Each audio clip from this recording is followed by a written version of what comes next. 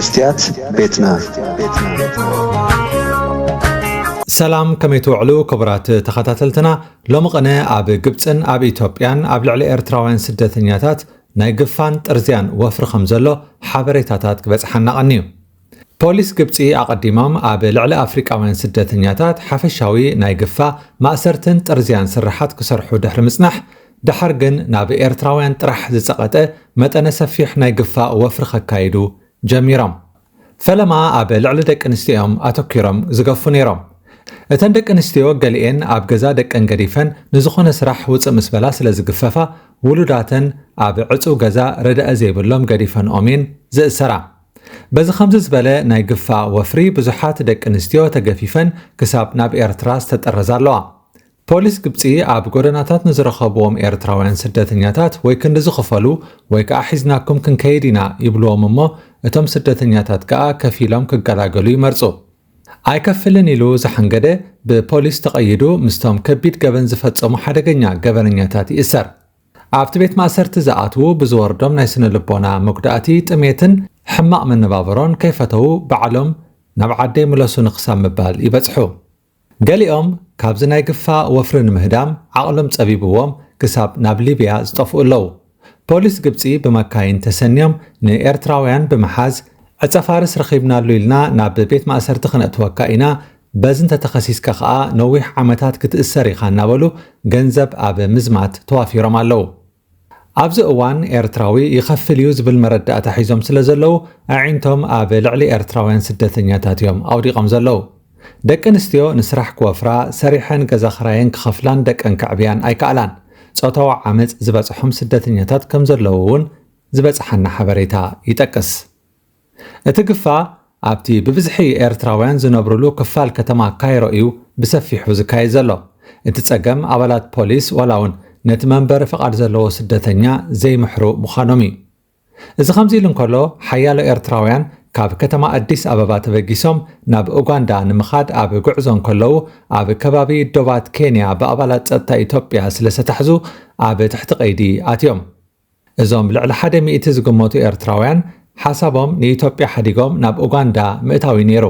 ኮይኑ ግን ኣይሰለጦምን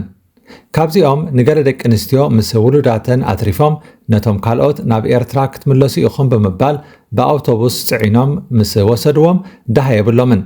ናብ ኤርትራ ይእተዉ ኣብ ኢትዮጵያ ይሃልዉ ፅሩይ ሓበሬታ የለን እቲ ዝኸድዎ ቦታ ኣፃምእ ዝበዝሖ ሕማቕ ቦታ ስለ ዝኾነ ንብዙሓት መቕረብዞም ስደተኛታት ኣሸቓሊ ኮይኑሎ ብዘይካዚ እቲ ከባቢ ኣብዚ እዋን ኣዝዩ ተኣፋፊ ቦታ እዩ ኩናት ሎምዶ ፅባሕ ይውላዕ ይኸውን ተባሂሉ ኣብ ዝፍረሓሉ ስፍራ ዳሃይ ምጥፋእ ቀሊል ኣይኮነን ቅድሚ ሕጂ መንግስቲ ኢትዮጵያ ብኣውቶቡሳት ፅዒኑ ሓያሎ ስደተኛታት ብመንገዲ ዓሰብ ጠሪዙ እዩ ድሕሪ ምብታኽ ዝምድና ኤርትራን ኢትዮጵያን ኣብ ኢትዮጵያ ዝነብሩ ኤርትራውያን ስደተኛታት ግዳያት ግፋን ጥርዝያን ክኾኑ ፀኒሖምን ኣለውን ፖሊስ ኢትዮጵያ ብፍላይ ኣብ ከተማ ኣዲስ ኣበባ ኣብቲ ኤርትራውያን ብብዝሒ ዝነብሩሉ ከባቢታት ብግፋእ ማእሰርትን ጥርዝያን ብምፍርራሕ ገንዘብ ይቕበሉ ከም ዘለዉ ይሕበር እቲ ዝሓትዎ መጠን ገንዘብ ብርክት ዝበለ ኮይኑ ዝካየድ ግፋእ ወላውን ነቶም ካብ ምዕራባዊ ዓለም ንዕረፍቲ ናብ ኢትዮጵያ ዝገሹ ከይተረፈ ዝፀሉ እዩ በዚ ዝሰክሑ ኤርትራውያን ናብ ኡጋንዳ ብምኻድ ብሰላም ክነብሩ ይምነዩ ኡጋንዳ ክሳብ ሕጂ ኣብ ልዕሊ ኤርትራውያን ስደተኛታት ኣዝዩ ዝኸፍአ ኣተሓሕዛ ኣይተኸተለትን ብብዝሒ ኤርትራውያን ከተማ ካምፓላ ዳርጋ ናብ ኣስመራ ትፀሪ ስለ ዘላ ግን ንመጻኢ ዘስግእ ይመስል ኤርትራውያን ስደተኛታት ብኩሉ ኩርናዓት ናብ ኡጋንዳ እዮም ዝውሕዙ ዘለዉ ኣቐድም ኣቢሉ እቲ ቁፅሪ ኣብ ኢትዮጵያ ናብ ኡጋንዳን ተመቓቒሉ ነይሩ ሎሚ ግን እቲ ኣብ ኢትዮጵያ ዝነበረ ፅርግ ኢሉ ናብ ኡጋንዳ ስለ ዝሰገረ ከተማ ካምፓላ ዓቕላ ፀቢቡ ኣሎ ኣብ ግብፂ ዝነብሩ ኤርትራውያን ብቁፅሪ ምስ ናይ ኡጋንዳ ተወዳዲሮም ኣዝዮም ቁንጣሪ እዮም ክበሃል ይከኣል ኣብ ኡጋንዳ ዘሎ ኩነታት ግን መዳርግቲ የብሉን ናብ ካልእ ዜና ምስ እንሰግር ክቡራት ተኸታተልቲ መስትያት ቤትና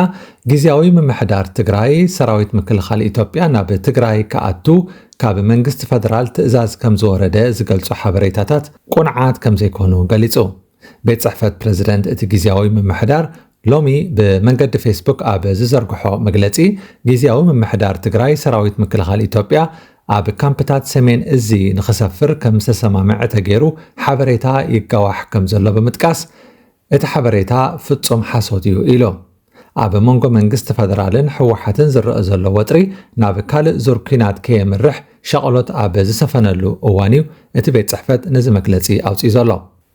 ኣብዚ ቅነዚ መንግስቲ ፈደራል ሰራዊት ምክልኻል ናብ ትግራይ ንኽኣቱ ንግዜያዊ ምምሕዳር ትግራይ ከም ዘፍለጠ ዝገልጹ ሓበሬታታት ኣብ ማሕበራዊ መራኸቢታት ተዘርጊሖም ኣለዉ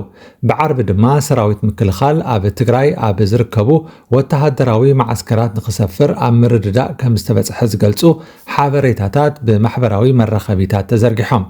እቲ ሓበሬታ ዝንቡዕን ጉጉይን እዩ እቲ ዝንዛሕ ዘሎ ሓበሬታ ናብ ሕብረተሰብ ዝብተነሉ ስትራቴጂ ምንጭ ይኹን ካሃርሞ ዝደለየ ሽቶ ከዓ ፍሉጥ እዩ ይብል መግለጺ እቲ ቤት ጽሕፈት ኣብ መንጎ ሕወሓትን መንግስቲ ፈደራልን ዘሎ ምክሳሳት ኣብ ዝሓየለሉ መራሕቲ ትግራይ ብረቡዕ ኣብ ዘውፅዎ መግለጺ ንወራር ሰራዊት ፈደራል ክንምክት ኢና ምባሎም ይፍለጥ ኣብ ወንበር ሕወሓት ዶክተር ደብረጽዮን ገብረ ሚካኤል ብምኽንያት መበል 51 ዓመት ጽምብል ልደት ውድቡ ኣብ ዘሕለፈ መልእኽቲ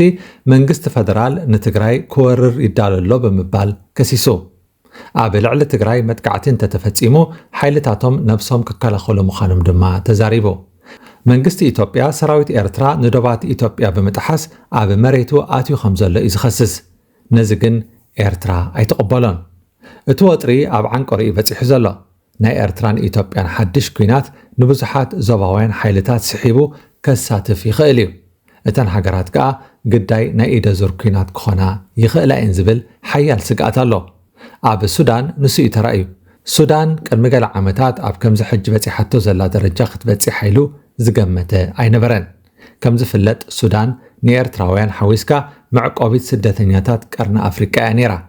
ኢትዮጵያውያን ሶማላውያን ኤርትራውያንን ደቡብ ሱዳናውያንን ኩሎም ኣብ ሱዳን እዮም ዝዕንገሉ ነይሮም ሎሚ ግን እቲ ሃገር ብናይ ኢደ ዙር ኩናት ትሕመሳላ ክቡራት ተኸታተልቲ መስትያት ቤትና ንሎሚ 21 ለካቲት 2026 ዘዳለናዮ ትሕዝቶ መስትያት ቤትና ኣብዚ ክንዛዝም ኢና ጽባሕ ብኻልእ ኣርእስቲ ክሳብ ንራኸብ ደሓን ጽንሑ